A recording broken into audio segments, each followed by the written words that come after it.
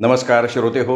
साहित्य पंढरी या कथाकथन चॅनलवर तुम्ही ऐकताय विजया ब्राह्मणकर लिखित गेले द्यायचे राहुनी ही कादंबरी आणि आज भाग 5वा. देवकी, आज चहा रूममध्ये मिळणार नाही आहे का? आणि मला चहा कॉफी काहीही चालतं. बाहेर बगीच्यात बसून घेऊ तुला हवं ते. का पण?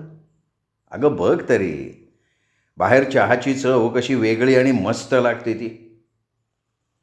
आहे त्या परिस्थितीतून देवकीला बाहेर काढायचा महेशचा प्रयत्न. बाहेरच्या व्हरांड्यात खुर्च्या होत्याच. स्टुलावर ट्रेमध्ये चहाचे 2 कप, तेही झाकलेले, आणि 2-4 प्रकारची बिस्किटं, शिवाय वाट्यांमध्ये काजू किसमिस. खुर्चीवर बसल्या बसल्या देवकीनं सभोवताली नजर फिरवली. सगळी झाडं छान दिसत होती. महेशने नुकतंच झाडांना पाणी दिल्यानं झाडांची पानं छान धुतलेली आणि तजेलदार दिसत होती. डाव्या बाजूला भिंतीशी असलेल्या गुलाबाकडे देवकीचं लक्ष गेलं. बापरे, अहो हे बघितलं का? काय ग? अहो गुलाबाला बघा ना, किती कळ्या आल्या आहेत. काही अर्धवट उमललेल्या, काही न उमललेल्या. लालबुंद रंगाच्या गुलाबाकडे बघत देवकी उत्साहात म्हणाली, माझा हा की नाही अतिशय आवडता गुलाब आहे. अहो केवढी झुपक्यानं फुलं येतात याला. पण पिवळा गुलाब जास्त आवडतो. हां, त्याला कळ्या यायच्या आहेत. हो, घे घे चहा, घे, चहा गार होईल. चहा घेताना सुद्धा देवकी सारखी त्या गुलाबाकडे बघत होती. उद्या उमलतील ह्यातली बरीच फुलं, हो ना? उद्याची आशा देवकीच्या मनात गुलाबाने फुलवली होती. महेशने मनोमन लाल गुलाबाला धन्यवाद दिले. चहा घेऊन झाला. महेश आत गेले. देवकी मात्र तिथेच बसून राहिली. उजव्या बाजूला तिने बघितलं. भिंतीशी लावलेला मनी प्लांट मस्त फोफावला होता. हिरव्या पानांवरचं पांढुरकं शेड पानाचं सौंदर्य फुलवत होतं.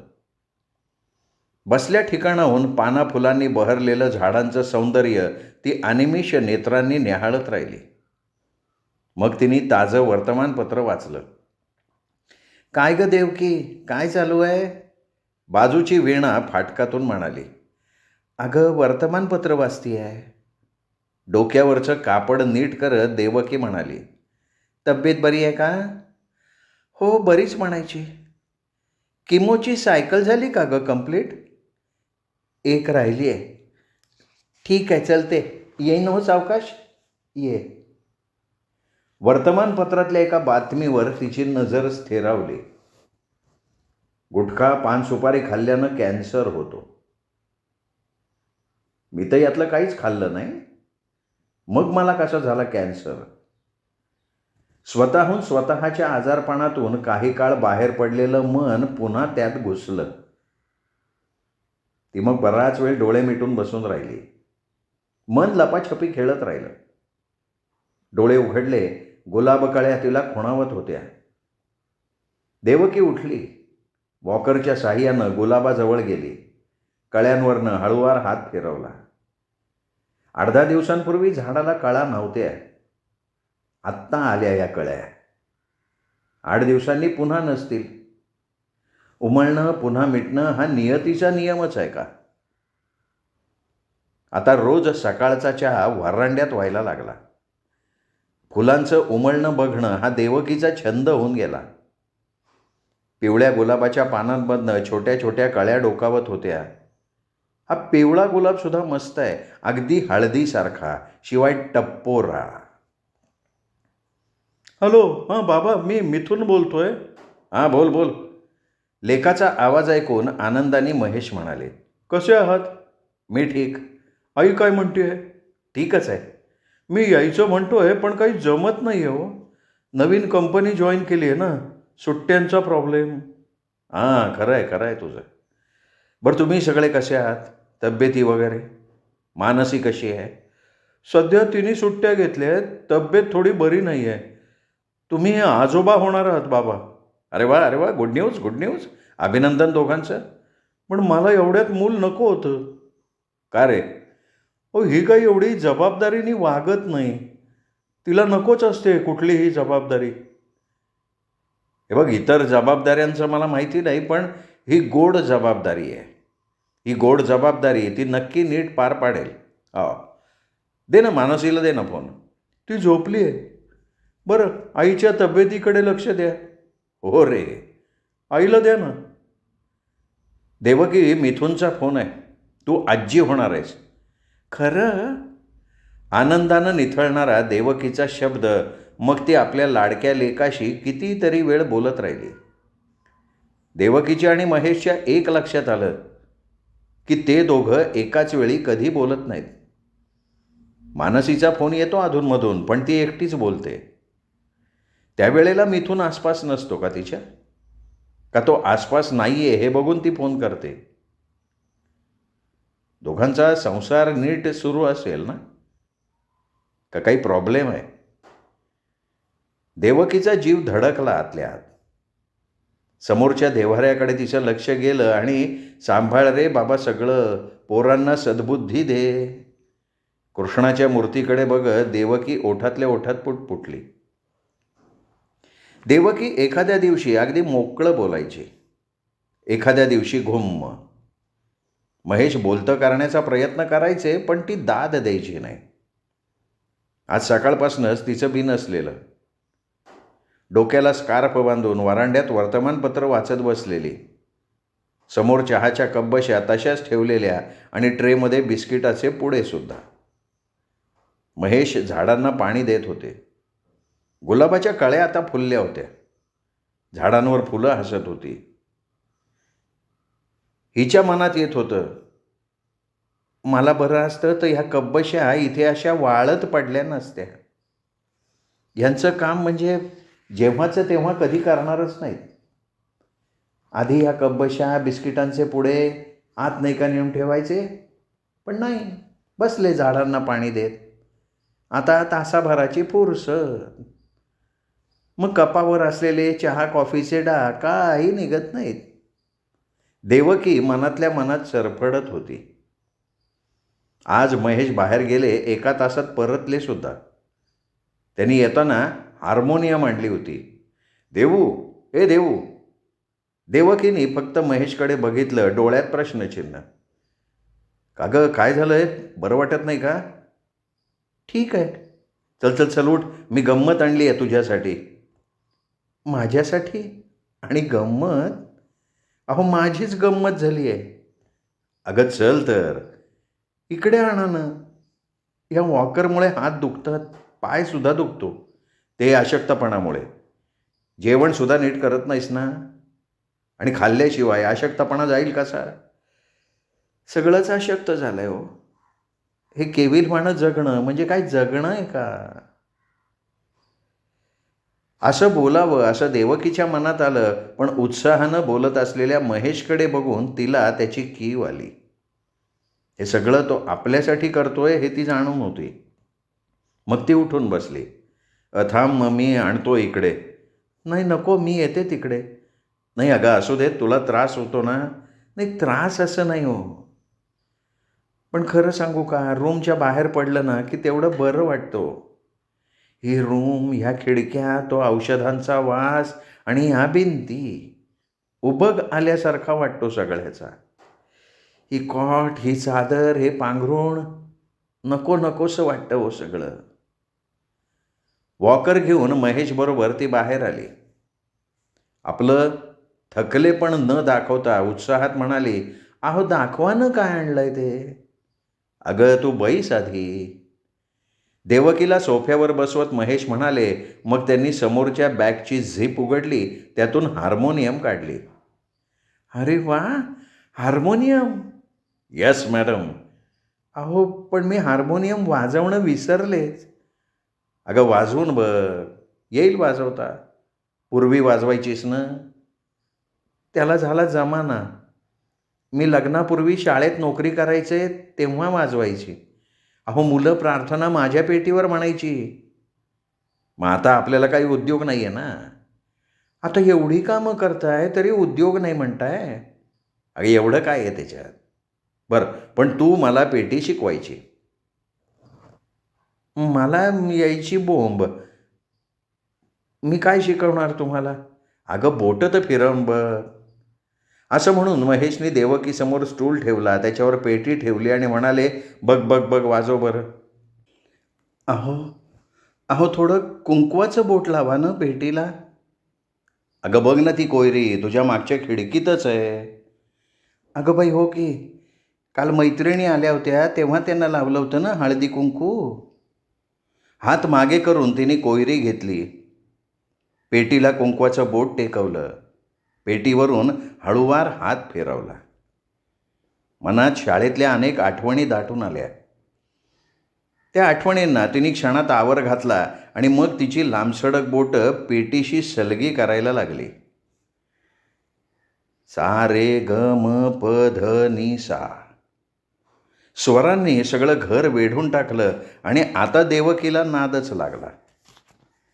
हार्मोनियमचं आणि तिचं एक वेगळंच नातं जमून गेलं. महेशनं बरं वाटलं.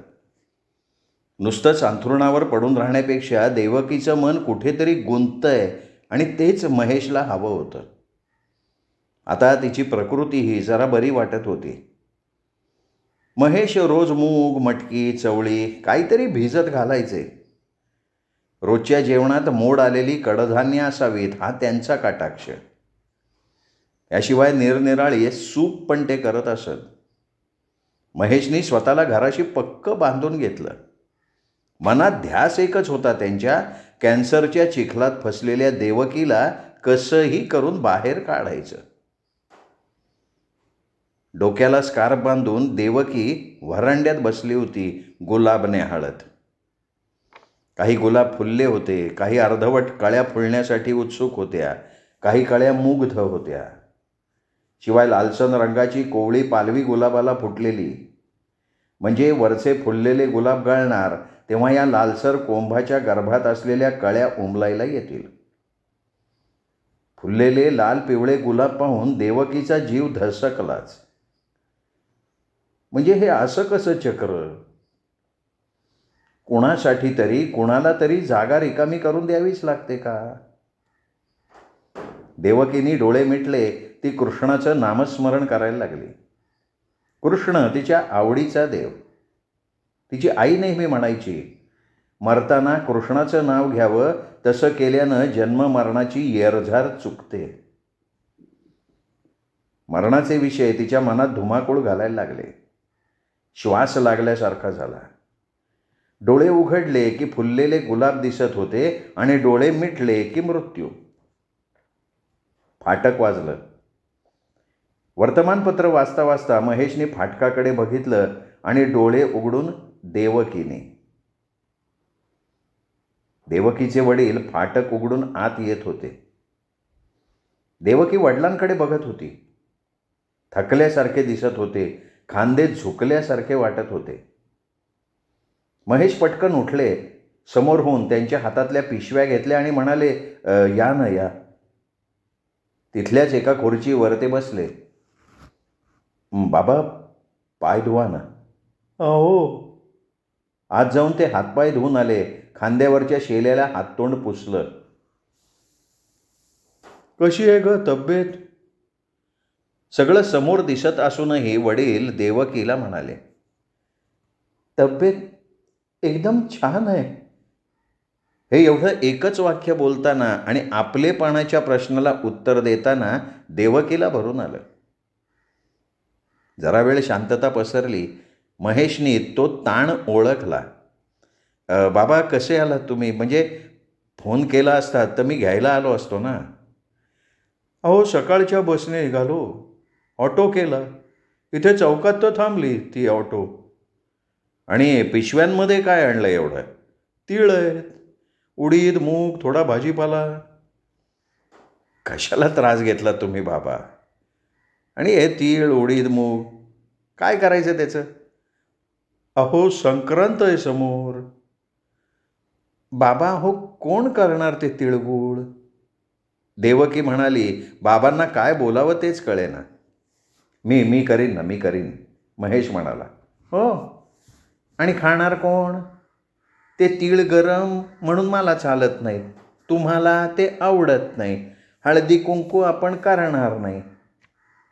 सगळा रसच निघून गेलाय. मग सगळं वातावरणच गढूळ होऊन गेलं. बाबा चहा घेणार ना? नाही नको, उगाच तुम्हाला त्रास. बाबा हो, त्यात त्रास कसला? देवू तू घेणार का थोडा? नको, आत्ताच झालाय. महेश चहा करायला आत गेले. देवकी आणि तिचे बाबा व्हरांड्यात बसून होते गपचूप. घ्या चहा घ्या. चहाचा ट्रे देवकीच्या वडिलांसमोर धरत महेश म्हणाले, काय म्हणतात बाबा, बाकी ठीक? चहाचा घोट घेत महेश विचारले.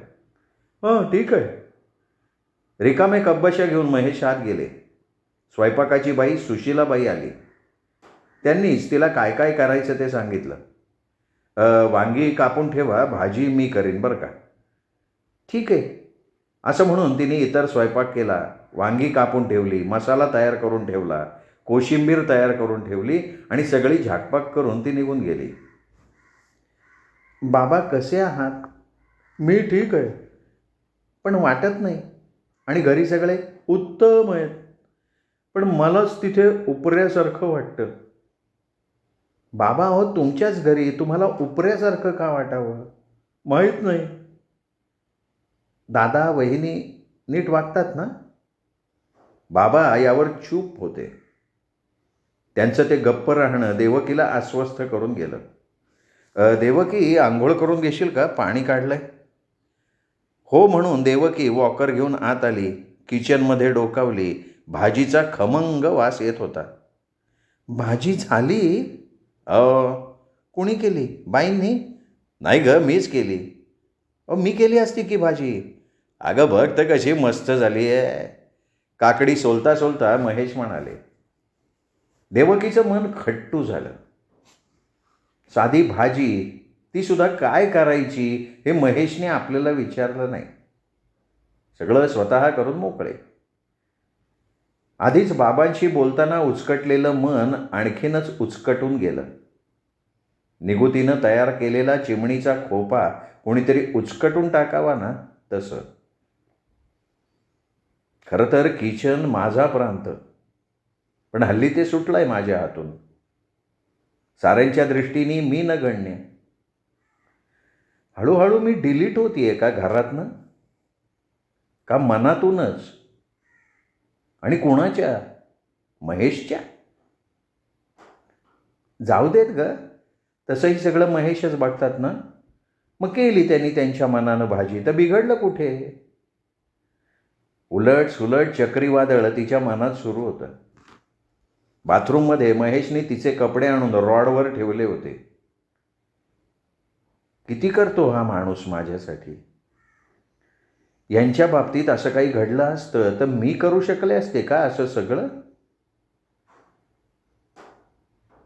आपलं हे वारंवार कानात वारं शिरलेल्या वासरासारखं मन उधळतं, त्याला आवर घालायला हवा.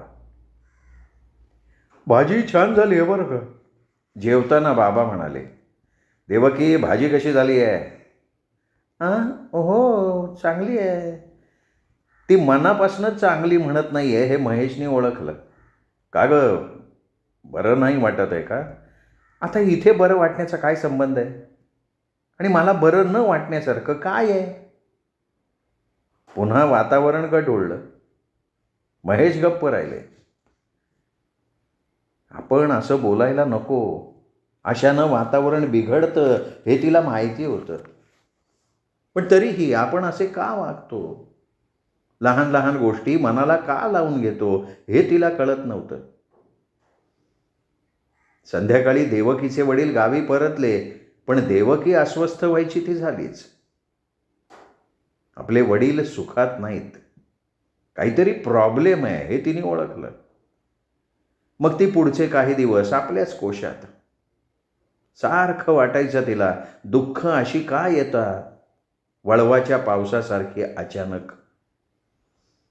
पाऊस आला की वळचणीला धारा लागतात आणि मनाच्या दारात सुद्धा त्या धारा मग बिनधास्त कोसळत राहतात, भिजवत राहतात, आदमुसं होईपर्यंत. एकटी असली की देवकी स्वतःलाच प्रश्न विचारायची. व्हाय धिस हॅपन टू मी?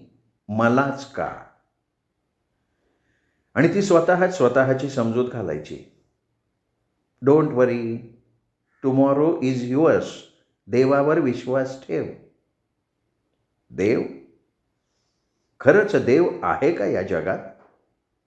आणि त्याच्यावर किती आणि कसा विश्वास ठेवायचा? अलीकडे देवकीनं आरशात पाहणंच सोडून दिलं होतं. आपण किती भयानक दिसतो. मग इतरांना आपल्याकडे बघून काय वाटत असेल? आणि महेश, ते तर रात्रंदिवस माझ्याबरोबर असतात. आहे ती परिस्थिती त्यांनी स्वीकारली. मला मात्र खूप जड जातंय. जगूच नाही आहे असं वाटतंय. मी पूर्वीसारखी होणार नाही, पूर्वीसारखी हिंडू फिरू शकणार नाही. तिच्या भोवती उदासीनता दाटली. नाही, ती उदासीनतेच्या कुशीत शिरली. मग उदासीनतेनं तिला कवेत घेतलं. पण हे सगळं धोकादायक होतं. कसंही करून देवकीनं यातनं बाहेर पडणं आवश्यक होतं. महेशने लायब्ररीतनं काही मासिकं आणली, देवकीसमोर ठेवली. कशाला आणलीत? वाचायला. इच्छा नाही होतो. हे बघ, वेळ जातो, चांगलं काहीतरी वाचनात येतं. चांगलं? देऊ, जरा सकारात्मक विचार कर ना. आपण जे उपचार घेतोय ते चांगलं होण्यासाठी, बरं होण्यासाठी. कर, पॉझिटिव्ह विचार कर. आणि मुख्य म्हणजे माझासुद्धा विचार कर ना. माझ्यासाठी तुला बरं व्हायचं आहे आणि तू बरी होणार आहेस. मनातल्या मनात देवकी म्हणाली, किती वेडी आशा लावून बसलाय ना हा माणूस. हे बघ देवकी, आपण आपलं नशीब नाही बदलवू शकत, पण किमान आहे तोवर निकरानं आलेल्या परिस्थितीशी लढा तर देऊ शकतो का नाही? आणि देऊ, आजार तुला झाला असला तरी मी सगळं भोगतोच आहे. मी सुद्धा वारंवार दुभंगतोय देऊ. आणि ते दुभंगले पण तुला कसं दाखवणार मी? देऊ, अगं तू फक्त मला साथ दे. डोळे भरून आले देवकीचे. डोळ्यातल्या पाण्याचे टप्पोरे थेंब गालावर ओघळले आणि गालावरनं ते खाली ओघळणार तसा महेशने आपला तळवा देऊच्या हनवटीखाली धरला. टपकन आसवांचे 4 थेंब महेशच्या तळव्यावर पडले. हे असे वाया घालवायचे नाहीत देऊ, अजिबात नाही. आणि महेशने तिला लहान मुलाला जवळ घ्यावं तसं जवळ घेतलं, थोपटलं. देवूला त्याने एक विश्वास दिला. आणि देवकीच्या मनात आलं, मी इतकी कुरूप दिसतीये, माझी मीच मला ओळखून न यावी अशी. आरशात पाहणं तर मी कधीच सोडून दिलं होतं. तरीही हा माणूस माझ्यावर इतकं कसं काय प्रेम करतो?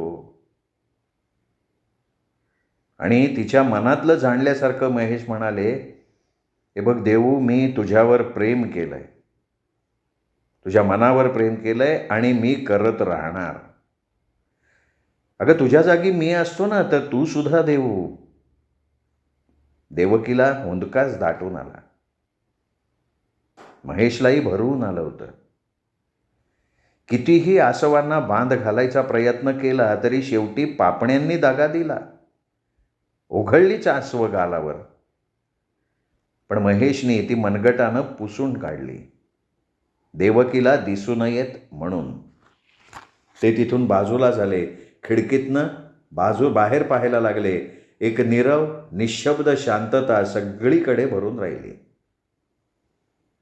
दोघांच्याही आत घोंघावणारे वादळ वारे निमाले होते. भाजी घेऊन आलेल्या महेशची पावलं दाराबाहेर थबकली. देवकीच्या खोलीतनं पेटीचे सूर ऐकू येत होते. जगाच्या कल्याणासाठी ज्ञानेश्वर माऊलींनी मागितलेलं पसायदान देवकी पेटीवर वाजवत होती. महेशच्या अंतरंगात आनंद दाटला. देवकीचं पेटी वाजवणं म्हणजे देवकीनं स्वतःहून बाहेर येणं, एक पाऊल आनंदाच्या दिशेनं टाकणं. महेशना हुरूप आला जगण्याचा आणि देवकीला जगवण्याचा सुद्धा. श्रोते हो, तुम्ही ऐकताय विजया ब्राह्मणकर लिखित कादंबरी गेले द्यायचे राहुने. आज 5वा भाग श्रोते हो तुम्ही ऐकलात. 6वा भाग ऐकूयात उद्या साहित्य पंढरी या कथाकथन चॅनलवर. पण श्रोते हो, तत्पूर्वी अजूनपर्यंत जर तुमच्याकडनं चॅनल सबस्क्राईब करणं झालं नसेल तर आत्ता वरती जो साहित्य पंढरीचा लोगो दिसतोय या लोगोवर क्लिक करा आणि चॅनल सबस्क्राईब करा. एवढीच विनंती करतो. थांबतो. नमस्कार.